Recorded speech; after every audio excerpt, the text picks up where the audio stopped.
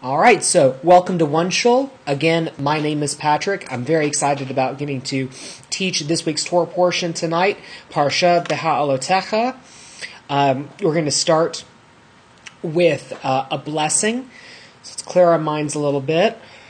We set our intentions that we are going to study Holy Torah. We are going to recognize that Torah is like a mirror on ourselves, and that when we read this ancient text, we are able to see ourselves, and we are able to see the Jewish past, we're able to see the Jewish present and the Jewish future all at once in one place. So, Baruch atah Adonai Eloheinu melech haolam, asher kedishanu b'mitzvotav v'tzivanu la'asok b'divrei Torah.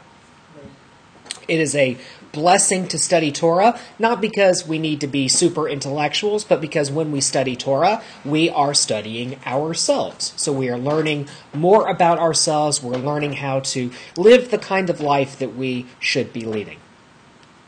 So, let's give a quick summary to this week's Torah portion. And this is pulled from the Chabad.org website.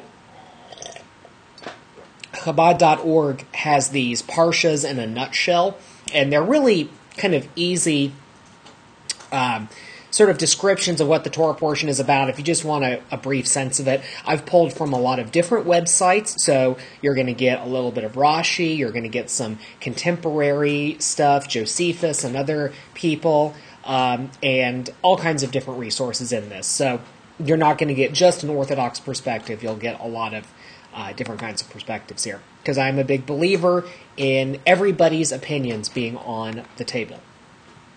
So, summary of this week's Torah portion, beha'alotecha. Aaron, who is the brother of Moses, is commanded to raise light in the lamps of the menorah, and the tribe of Levi is initiated into the service of the sanctuary. So the Levi's job was to take care of the sanctuary, and in this week's Torah portion, they are initiated into that service. Each tribe had to do something different. The tribe of Levi happens to have that one particular position. Also in this Torah portion, we get something called the Second Passover, which is instituted in response to the petition, why should we be deprived? So there was a group of Jews who were unable to bring their Passover offering at an appointed time because they were ritually impure. Now, ritually impure doesn't mean sinner, bad person, all of those sorts of things. It can mean a lot of different kinds of things. So God instructs Moses on the procedure for Israel's journeys and encampments in the desert, and the people journey in formation from Mount Sinai, where they have been camped for nearly a year. And I should say that the second Passover is, because the description kind of skips over it, even though it mentions it, this is an opportunity for them to participate in Passover, and we have second Passover to this day. People can participate in that if you were unable to go to a Passover Seder. Also in this chapter, in this parsha, the people are dissatisfied with the manna, which is the bread from heaven, and demand that Moses supply them with meat. Moses appoints 70 elders to whom he imparts his spirit to assist him in the burden of governing the people. So that's another thing that happens. What we're going to focus on is actually the last part. This is the text from chapter 12, which has to do with Miriam speaking negatively against Moses and some other kind of things that go along with that. So that's what we're going to be focused on specifically tonight. Again, if you're not logged into the chat room, please log into the chat room so that you can participate in the class and ask questions and make comments. I'm going to start with this first line here. This is Numbers chapter 12, verse 1. And Miriam and Aaron spoke against Moses because of the Cushite woman whom he had married, for he had married a Cushite woman. Now that seems sort of unnecessary to mention it twice. Miriam and Aaron spoke against Moses for marrying a Cushite woman because he married a Cushite woman. But that's the way Hebrew works. Hebrew is often very repetitious. It's just the sort of nature of how Hebrew works. So the question is, who is this Cushite woman that we're hearing about? Now, Moses is known sort of in our sort of children's Bible story version of Judaism, or the Old Testament if you are a Christian or a Muslim, as having a certain wife. Does anyone know the wife's name? Or if you've seen The Prince of Egypt, you've probably heard Moses' wife's name. What is Moses' wife's name? And where is she from? What tribe is she a part of? Does anyone know? Sorry, my nose is itching so much. So Jenny gives the correct answer, Zipporah. So Zipporah is Moses' wife. Does anyone know what tribe Zipporah is from? What kind of person she is? What we would today say is her nationality?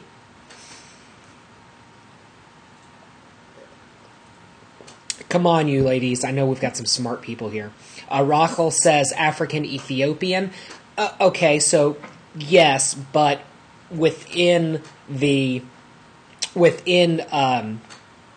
Jewish tradition, there's a specific tribe that she belongs to. So today we would probably say Ethiopian, but so Midianite. Okay, so Jenny got that one. So Midianite. So let's think about this for a sec. So Aaron and Miriam, who are Moses' brother and sister, are speaking against him. They're criticizing him because of a Cushite woman that he married. Well, wait a minute. What about Zipporah? Is she a Cushite? Well, we thought she was a Midianite. So who's this Cushite person, randomly? Who is this?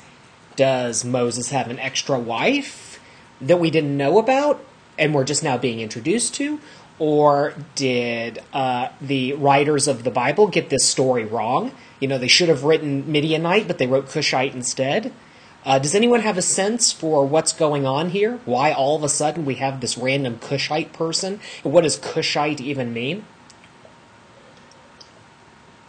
I'm going to run out of water here. So Jenny says the PunkTorah suggests he took a second wife from Sudan.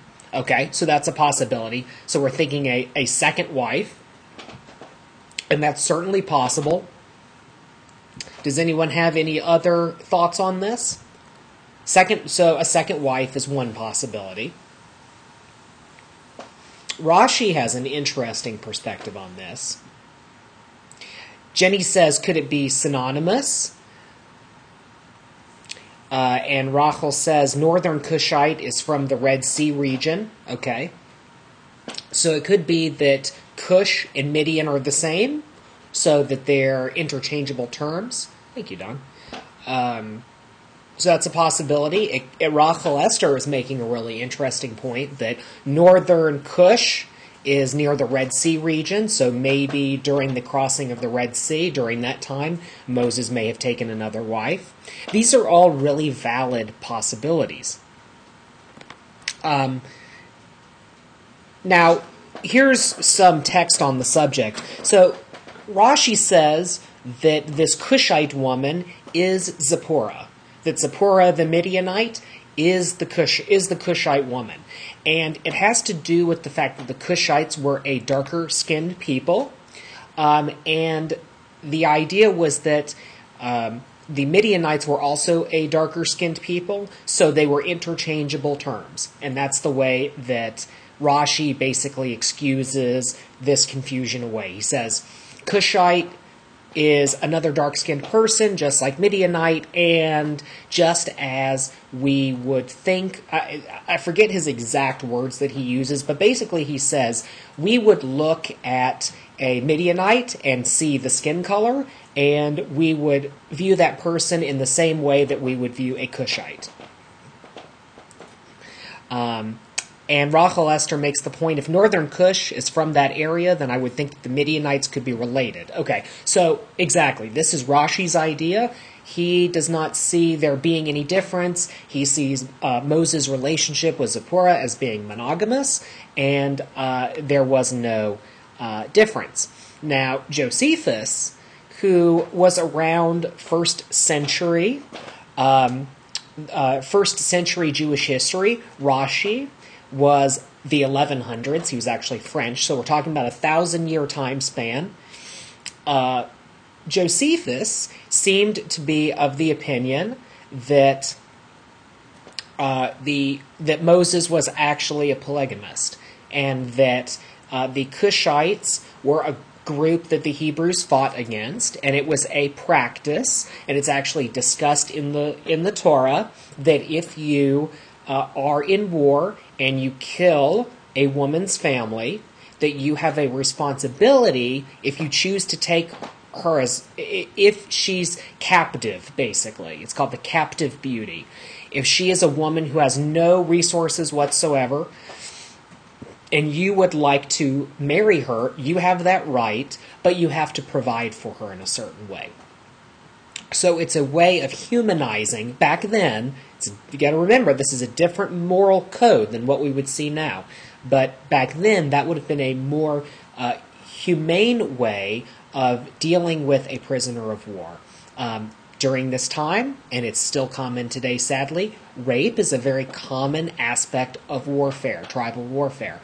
And this is actually a way of getting rid of that and saying, if you find a woman who's beautiful and you have killed her whole family, you have a moral responsibility to marry her as a way of caring for her.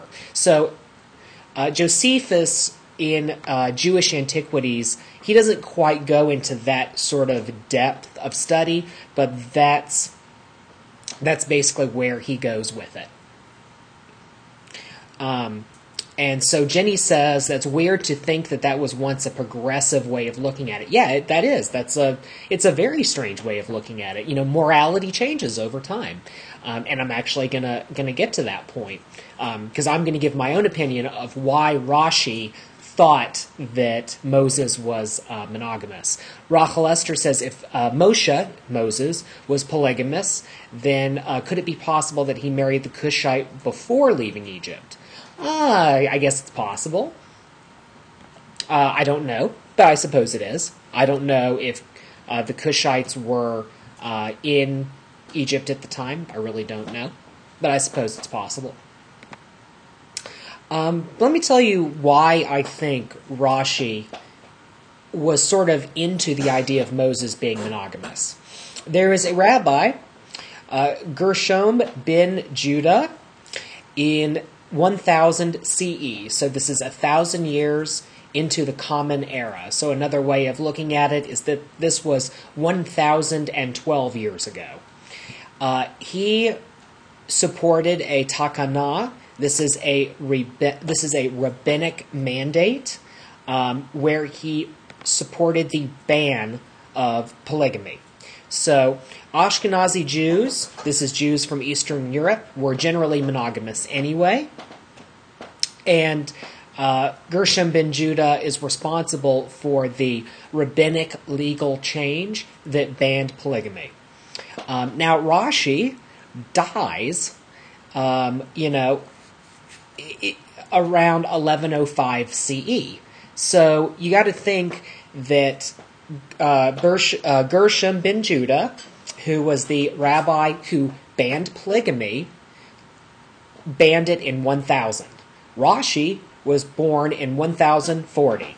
So Rashi is born 40 years after polygamy is banned, officially banned in Judaism. So I am kind of the opinion that Rashi lived during a time where you may have had some holdovers from previous generations who knew about polygamy, although Rashi probably, I would argue Rashi was probably not around former polygamists. He at least knew that it existed, just as we would know today, but it was a little bit closer to him. And I think that, in my personal opinion, I think that it was possible that the reason why Rashi sided with the idea that the Cushite woman is Zipporah was because it was fairly new to Jewish tradition that there was an official ban against polygamy. Another way of kind of looking at it is think of something like gay marriage, let's say. Let's say that you were born 40 years after the official legalizing of gay marriage, let's say.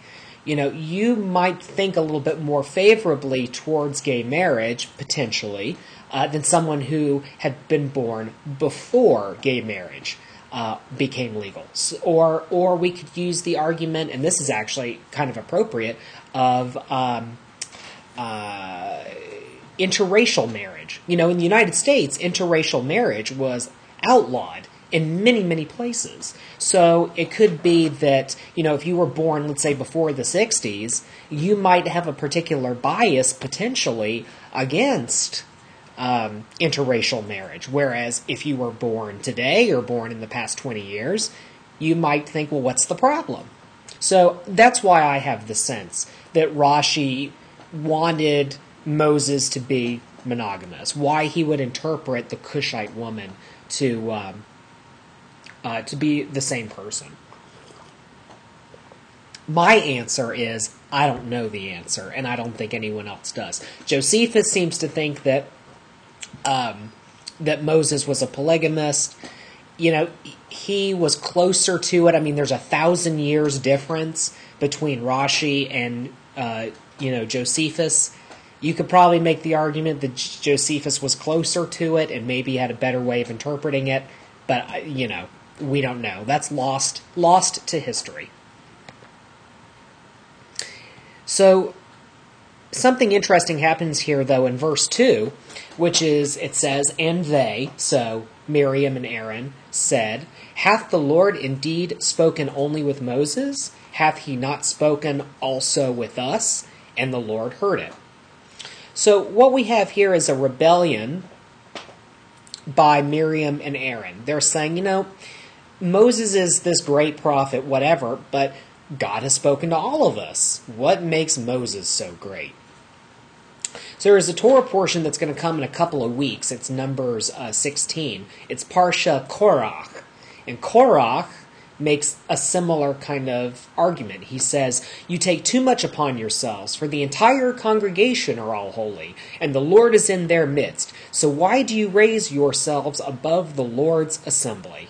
So this is kind of an attitude that's starting to exist during this time in the biblical narrative. This idea of, wait, what makes Moses so great? So let's get into it a little bit. Now, the man Moses was very meek. Sometimes that's translated as humble. Above all the men that were on the face of the earth, and the Lord spoke suddenly unto Moses and unto Aaron and unto Miriam, "Come ye thee unto the tent of meeting," and they three came out. And the Lord came down in a pillar of cloud and stood at the door of the tent, so this is the Mishkan, and called Aaron and Miriam, and they both came forth. And the Lord said, "Hear now my words. If there be a prophet," this is very important, "if there be a prophet among you, I the Lord do make myself known unto him in a vision, I do speak with him in a dream." Okay, I'm going to say that one more time. "I the Lord do make myself known unto the prophet in a vision, I do speak with the prophet in a dream." So here's a question I'd like to ask. God is speaking. Let's think about what this story is. God is actually speaking to Miriam and Aaron. I mean, they're right there. The cloud has come down, and you got the booming voice. So what does this all mean? Aren't all the Hebrews experiencing God, right? I mean, we've been at, Mount Sinai. We've, had manna in the desert. We've had the experience of the doves, the flying doves that God brings that we eat. We have the splitting of the Red Sea. So the only thing it says here is that, Moses was humble, that he was meek. But, maybe Miriam and Aaron are making a point. What makes Moses so darn important? Jenny asks, could Miriam and Aaron be in a dream at this time themselves? That's possible. I guess that's a way you could interpret it. Rachel says, yes, God spoke to them all, but then they shrank from the voice and asked Moshe to be the intermediary. Okay? But here they're not. Here they're not saying that. They actually don't want Moses to be the intermediary. So this is interesting. So Rachel actually is making the point here. Moses, is the greatest prophet because he spoke face to face with God. So Rachel is like way ahead of all of us, because that's actually the point we're about to get to. But, that's the difference. No, Rachel, please speak ahead. Absolutely. That shows that you're smart and paying attention.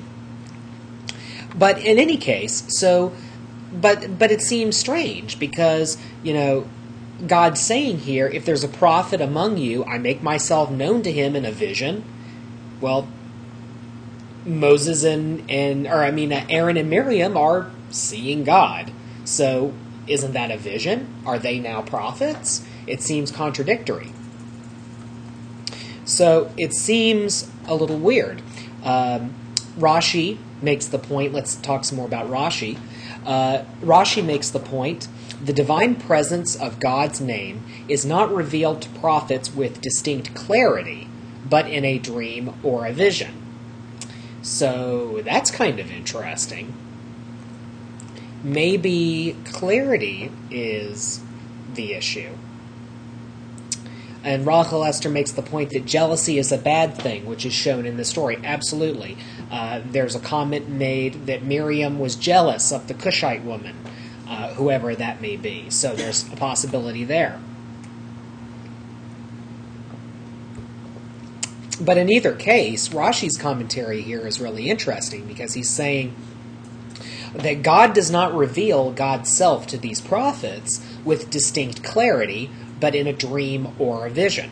So we'll read the next few lines here, and hopefully this will undo some of the confusion. My servant, this is verse 7, my servant Moses is not so. He is trusted in all my house. With him do I speak mouth to mouth, even manifestly, and not in dark speeches. And the similitude of the Lord doth he behold. Wherefore then were ye not afraid to speak against my servant, against Moses? So that's a very weird old Englishy kind of translation, and everyone's probably like scratching their heads like, what on earth are we talking about here? This sounds like some strange Shakespearean stuff. So I'm going to translate it, and I'm going to read this one more time. So starting with line 6. This is God saying, if there is a prophet among you, I, the Lord, make myself known to him in a vision. I speak to him in a dream. My servant Moses is not so. He is trusted in all my house. So we pause for a minute.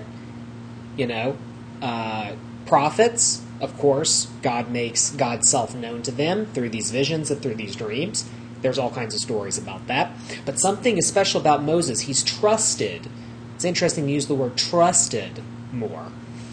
With him do I speak mouth to mouth, and not in dark speeches. So dark speeches, I forget what the actual Hebrew is. I wrote it down and then I lost it.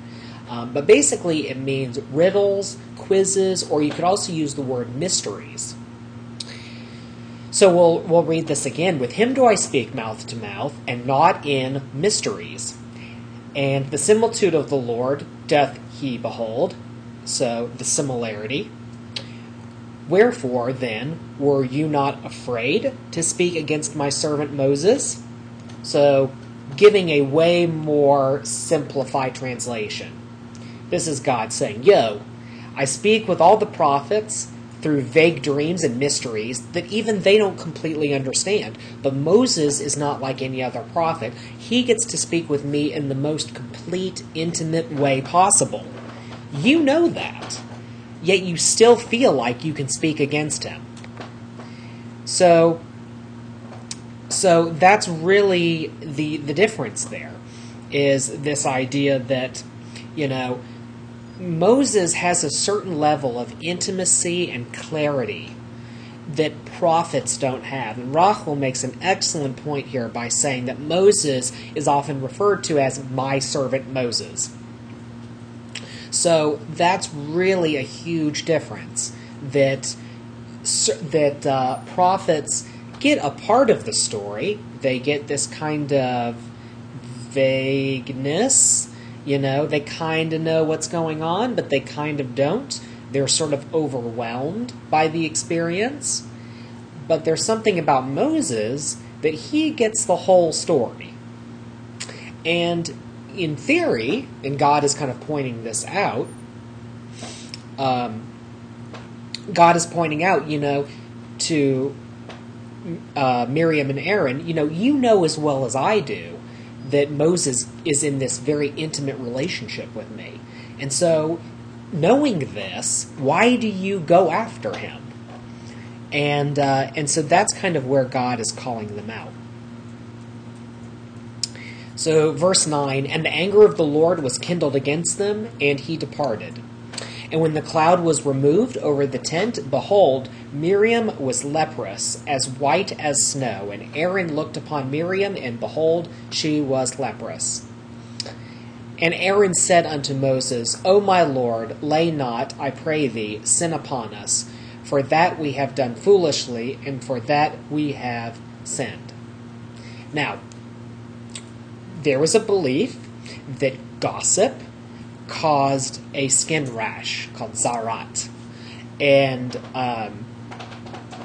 it was a white, sort of what might look like psoriasis. It was it's translated as leprosy, but it's some kind of skin affliction that we don't really know exactly what it was. But the belief was that gossip, lashon hara, evil speech or negative talk, however you want to translate it, caused this, that this was a punishment for sin. Now, what's interesting is the way this is translated. Aaron says to Moses, I pray thee, lay not sin upon us. But it's a weird question. How can you put sin on someone? That kind of sounds weird, right? Because isn't sin something you do?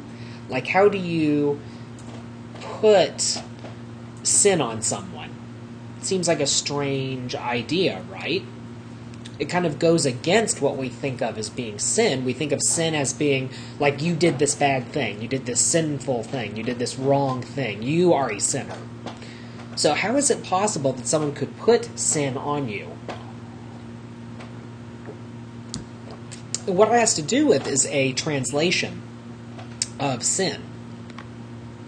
In the Jewish tradition, sinning, chata, is transgression. So when you sin, in the Jewish concept of sin, you have transgressed in some way. So a sin against God would be something like idolatry. Stealing from someone would be a sin against a person. Trying to do something during a state of ritual impurity would be a sin against yourself. So sin somehow involves a victim. So we have this thing in American law called the victimless crime. And in Judaism, there's no concept of a victimless crime. There is always a victim. So the victim is God, the victim is people. You can victimize yourself in Judaism.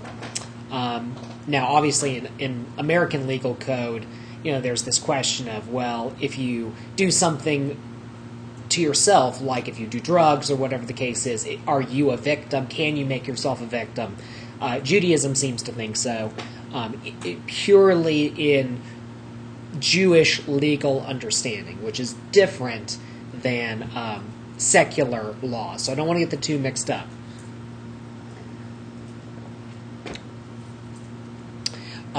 Rachel makes a great point that sin is really missing the mark.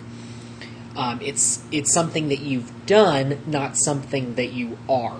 So a great example of that is in a baby naming ceremony. And actually on Wednesday I'm going to be teaching a class on the life cycle of the Jewish baby. So I hope you will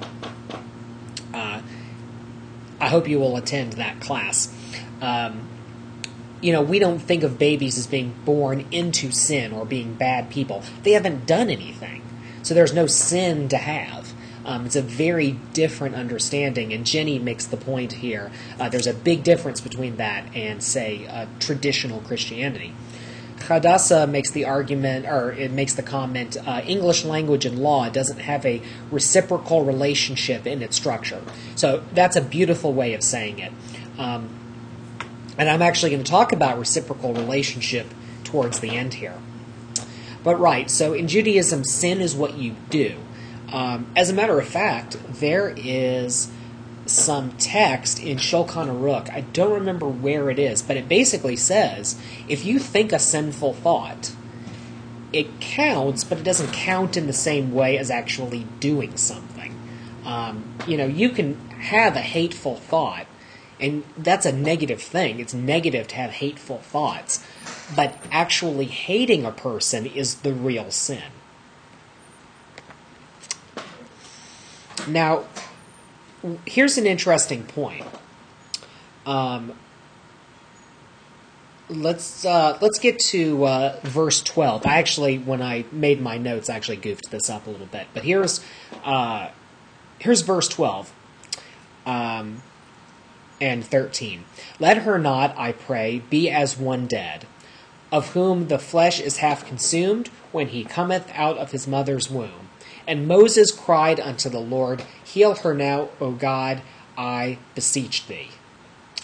So, basically, we have this challenge. It's Aaron talking to Moses, and then Moses talking to God, and saying this is unfair. Now, that's pretty interesting because Moses is sort of the victim here, right? Moses is the one who's been talked against by Miriam. Miriam is the defendant, we'll say, and Moses is the plaintiff, for lack of a better word. And God is the judge. And what we have here is this moment where, obviously Aaron is saying, don't put sin on us. Don't make Miriam pay for what has happened. We've done foolishly, we understand. And Aaron is an equal player in this. We've done foolishly. He admits that there's been sin, but don't put the sin on us. And, we're sorry. It's sort of like the devil made me do it, even though that's not at all theologically what it is. But it's that kind of argument. And then Moses says, please heal her. And, he shouldn't be that person. So the question is, what does that say about Moses? And what does that say about God?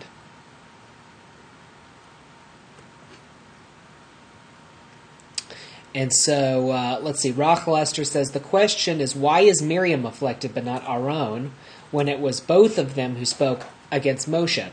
To be honest with you, I did not find a text that I felt appropriately answered that question. So I omitted it from my outline. It's probably a gender bias, if I had to assume. There's an interpretation that women are spiritually better than men are, and so Miriam gossiping was sort of like, it's kind of like you're holier than men are, and yet you're the one gossiping. So, it's sort of like making an example of her. So that's one way of looking at it. But I was not able to find a single text that I felt appropriately answered it. So that's why I omitted it from our discussion. And so anyway, back to the point about Moses. What does it say about Moses that he immediately says, please heal Miriam? And Rachel Esther says Moses is humble and is willing to forgive. So, that's a good read. I mean, we know that. We know that that's in the story because it says Moses was meek. He was the meekest person. He was the most humble person on the face of the earth, is what this week's Torah portion says. The most humble person on the face of the earth. Just as in Parshat Noah, it said that, Noah was the most righteous man in his time. So, it's a very similar, like, grandiose sort of thing. But here's what I think is more interesting. It's the fact that I want to do a visualization exercise. I want you to imagine for a moment that you are Aaron, let's say, and you're standing there, and you have this gigantic pillar of cloud, of smoke, however you want to visualize it, and you've got a booming voice from the sky, telling you all of these things. My comment is, what kind of chutzpah to be able, what kind of guts, for those of you who are, not Yiddishly inclined, what kind of guts does it take to tell God, the creator of the universe, hey, come on, cut us some slack? It's a pretty big deal, right? What does that say about Judaism? Does anyone have any thoughts on that?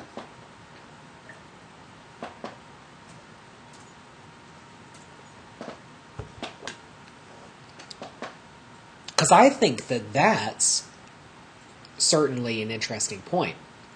Let's get to some comments here while we think about that.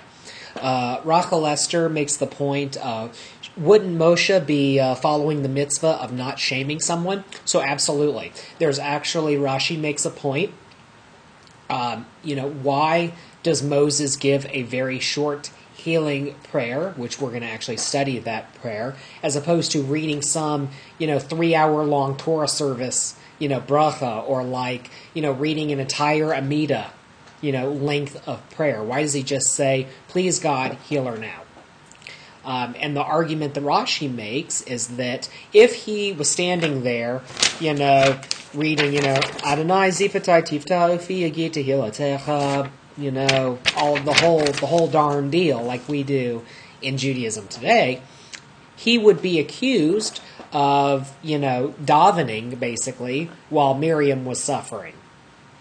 And so that's why Moses keeps it very short, and there's actually very few words that Moses actually says.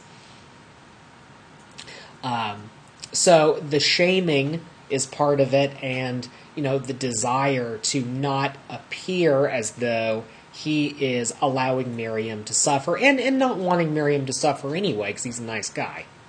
So those all kind of play into it. Now, to the question of Jewish tradition and the fact that, we have this ability, apparently, to talk down to God. Rachel Esther here makes a great point. We're to wrestle with God. Abraham, Isaac, and Jacob all rescued and argued with God, so why wouldn't Moshe? And these are great. These are great intellectual arguments.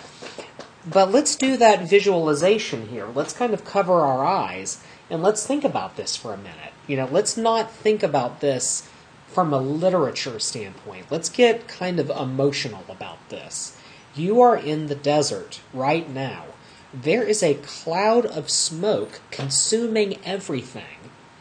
And God, the creator of the universe, is in that pillar and is saying to you, you deserve to suffer, and you're saying no. Pretty big deal, I think. And the reason why I say that is, I would think that if I was out in this situation and a booming voice from the sky was telling me, you deserve skin lesions, I think I would just drop dead right there on the spot. I don't think that I could psychologically handle how big that would have been. And yet, the narrative is just kind of glib. It's just kind of mundane. Like, these sort of God-people conversations are just kind of, it's rote at this point. That's what I think is really fascinating. So my argument, and this is an argument I make every now and then, Rabbi Harold Kushner Rabbi Harold Kushner, who wrote When Bad Things Happen to Good People, he gave a lecture, and I don't remember if this is in his book, but I remember it in this lecture. He talked about how in religion we think of ourselves, and Judaism certainly does this, we think of ourselves as seeking God's forgiveness. So when we read the Amida, it says, "Forgive us for we have sinned, forgive us for we have transgressed." So we think of our relationship to God as sort of a very Western Christian, for lack of a better word, way of looking at things, which is we are the sinner, we have done wrong, we need to repent, we need teshuvah, and we seek forgiveness, and we're never going to do whatever the bad thing was that we did. So Harold Kushner makes a really interesting counter-argument to that, which is that in relationship to asking for teshuvah, asking for forgiveness, and seeking God's blessing, at the same time, we have to learn to forgive God. And to learn to forgive God for making a world that is not necessarily the way that it probably should exist. You know, should a child fall out of a 10-story window and die, who has done nothing wrong in his or her life? Harold Kushner makes the argument, absolutely not. There is no good theological reason why bad things should happen to good people. All of the explanations that exist are weak at best. And, you know, there's a lot of these arguments. There's actually a whole school of philosophy. It's called theodicy. And Harold Kushner says, you know, philosophers and theologians spend a ton of time focused on theodicy. You know, it's all about the question of why do bad things happen to good people? And really the argument is, how do you rationalize suffering with a good God who intervenes in the world? And so Kushner makes the argument of we need to forgive God for making what is essentially an amoral universe. Now, that is one opinion. That is not the opinion of everybody. It's a very non-traditional opinion. But, you know, I think that the seed for that is actually in this week's Torah portion, because we have this back and forth. We have Moses saying, please heal her. You know, this sort of sense of humility that he has, and his desire to petition God, and his sense that, you know, or Aaron's sense that this is wrong. Yes, we sinned, we get it, but don't put sin on us. If we were looking at this from a very legalistic perspective, Aaron doesn't have ground to stand on. He sinned. Punishment is the way it is. But, you know, it's an interesting question. Okay, so the first healing prayer is El Na Rafana La. And it's translated, heal her now, O God, I beseech thee. Now, that's obviously a sort of an old Englishy translation. This is from the JPS, Jewish Publication Society, Tanakh. I want to say it's 1912 was when it was published. So another... 1917? Okay, so 1917. So El Na Rafana La. Another way of translating that is, please God, please heal her.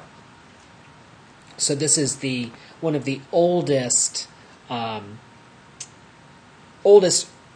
prayers, Misha Berach prayers that we have.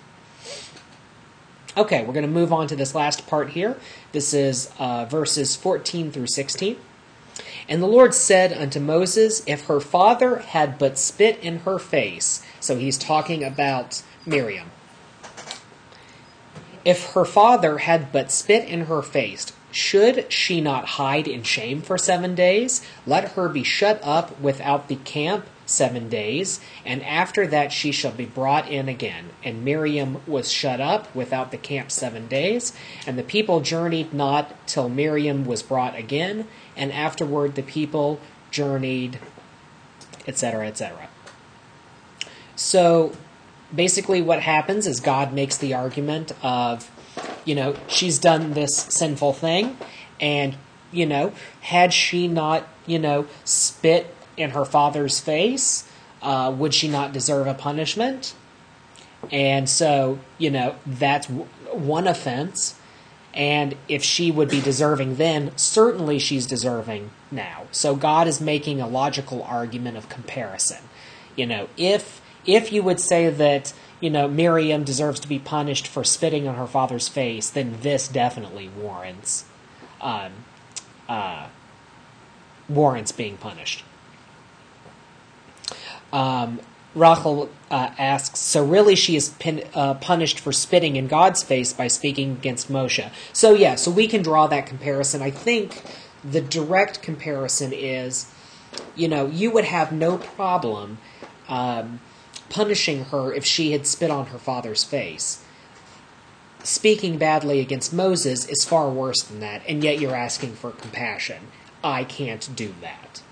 And that's God making that argument in here. Now, Shulchan Aruch uses that kind of language. Now, I should say, Shulchan Aruch is where we get the majority of our modern Jewish laws. A lot of people say that there's Torah true Judaism. The real reality is that most of modern Jewish law comes from Shulchan Aruch, which is a codification of Talmud. Talmud being based on Torah principles. And you can wax poetic about whether or not halacha is binding, whether or not we should accept the Talmud, whatever the case is.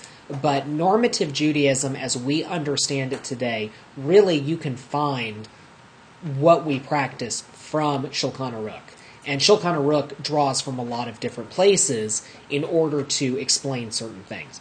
But regardless, Shulchan Aruch uses this kind of language. It says things like, let's see, so like one of them is on praying, and it says, you would act in haste to land a business deal or to earn an extra piece of income or whatever the case is. So you should be just as hasteful hasteful, I guess is not the right word. You should be as hurried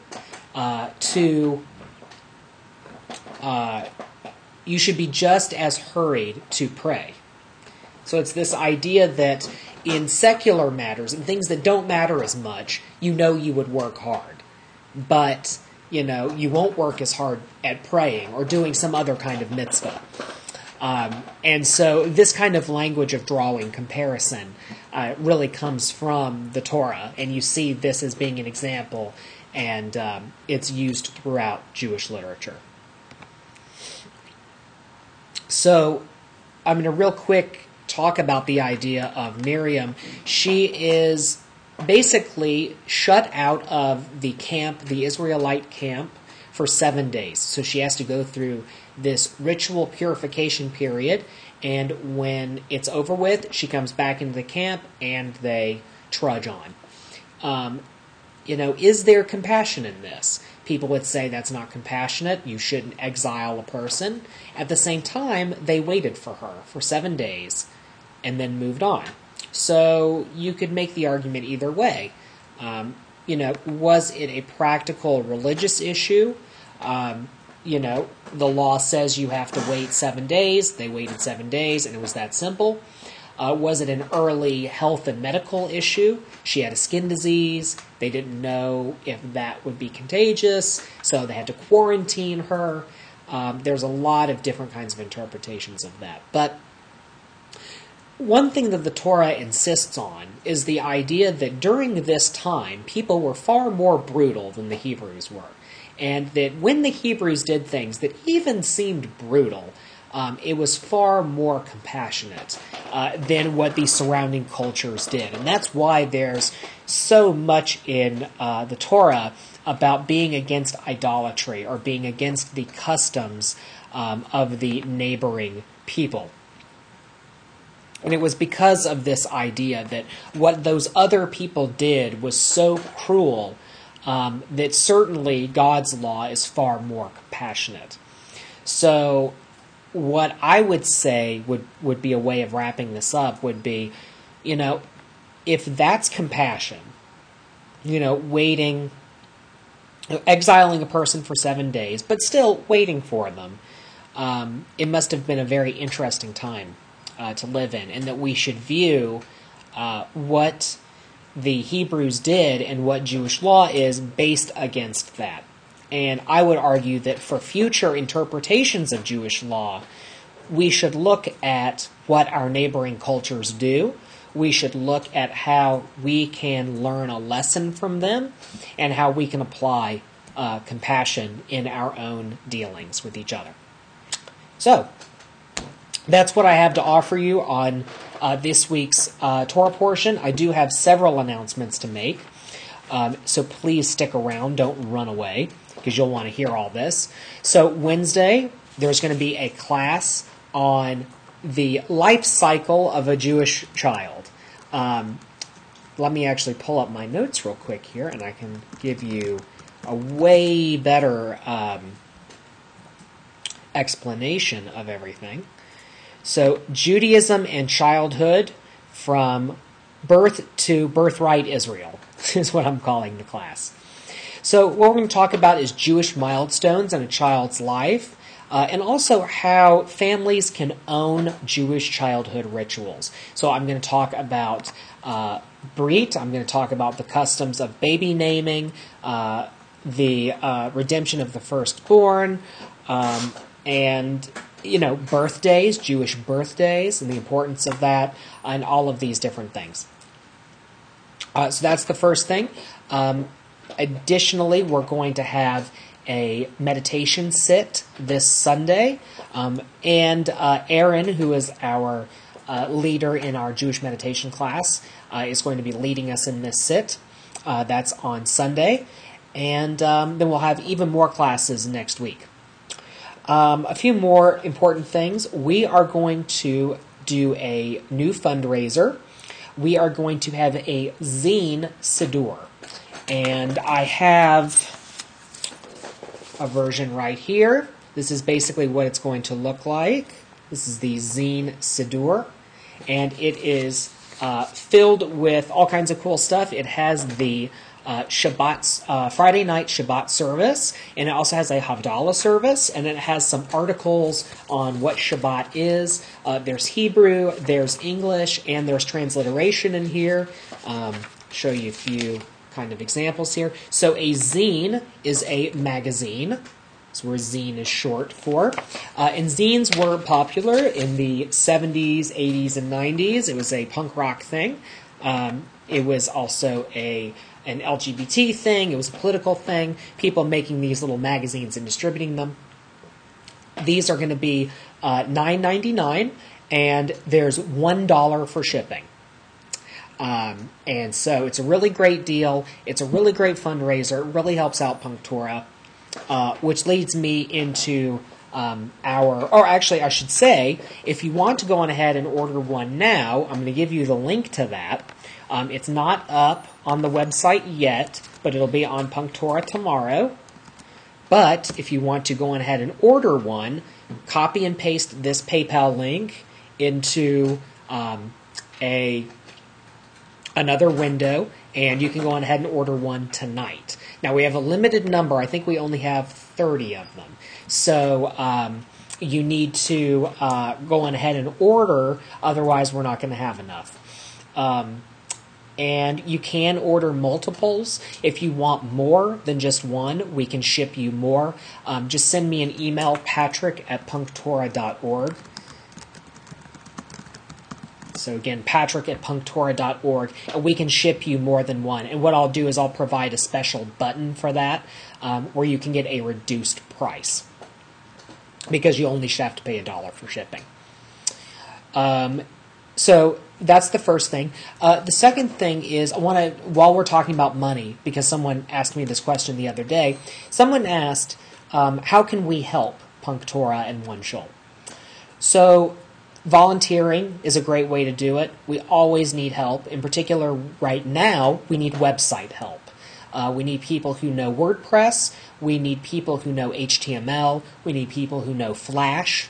and who know plugins. So if you have any experience with websites at all, send me an email. Again, patrick@punktorah.org. We're trying to find ways to make our websites more mobile friendly. So iPad, iPhone, things like that. Right now, they're not very friendly for mobile devices, and we want to solve that. So we need your help to make that happen. Now, in addition to that, we always need financial help. Even if that means you give $5. That's $5 more than we had before, and every little bit helps. Let me tell you exactly how this works. It costs about $3,800 a month to run all of our projects. So that's OneShul, PunkTorah, The God Project, New Kosher, our publishing company, all of our products that we sell, all the blogs, all the podcasts, the online print company, my traveling to do speaking engagements, my time to answer emails, to do website development, all of these other things, and then the time that it takes to help people who send emails. If you are having trouble with something, if you need some help, if you need someone to talk to, that's my time for that as well. So that's what it costs for 1 month. Right now, we have about $5,000 in the bank. So, doing the math, that means we have about a month and a half before we're at zero.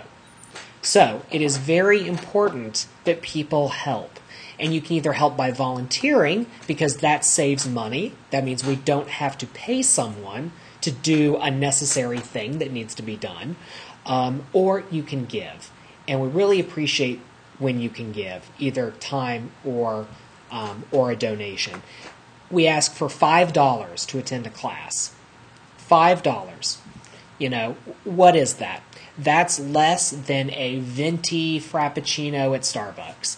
If you can give up a venti frappuccino at Starbucks, PunkTorah can have 10 social media accounts, a full-time executive director, and all of the great things that come from OneShul, and all of these other projects.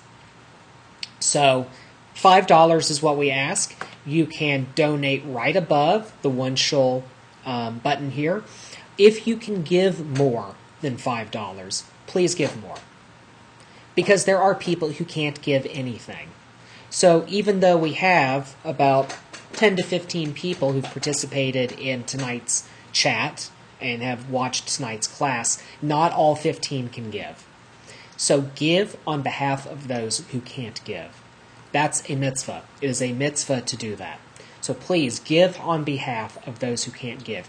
If you appreciate this community, if you appreciate the work that the staff and volunteers do, if you appreciate having an online community that you belong to, no questions asked, if you appreciate having cool things like the Zine Siddur, our free ebooks, our free podcasts, our free videos, all of these other things, please give. It is crucial that you give. My goal has been, and I continue to believe this, that we as a community should not be grant writing. We should be self-sustaining. I think that that's incredibly important. I believe in all of us. I believe in you, and I believe that this community matters. And I want everyone here to feel that sense of ownership. This is not Patrick's website. This is your online community. I work for you. You are my boss. Think about that for a minute. You are my boss. You call the shots. By coming to class, by coming to a prayer service, by volunteering, by giving a donation, what you are saying is, I want this. I want to continue online community. I believe in it. I believe that Jews in Hawaii and Montana and Africa and Israel and Japan and Argentina and all of the different places that access our resources, that all of those people deserve community, that transgender people, that autistic people, that converts, that people in interfaith marriages, that people who don't have community, people who are homebound, people who are in the military families, all of these people deserve Jewish community. And if you believe that, because I believe that, and I believe in you, let's work together to make that happen. So again, $3,800 a month, 3800. That's what we have to do every single month. Please, please help make that happen, and help make that happen for people who can't give anything, because that's a lot of people right now, unfortunately. So, thanks again. If you have any questions, comments, concerns, if you want to talk more, I will stay on the chat. I won't be in the video anymore, but I will stay on the chat, and I would love to chat with you. Again, you can send me an email, patrick@punktorah.org, and I would love to chat with you some more. You can send me an email if that's better for you. And again, thank you so much for being a part of this community. Thank you for giving me the opportunity to serve you. It's an absolute blessing to be in a community with you. Take care, and I will see you Wednesday.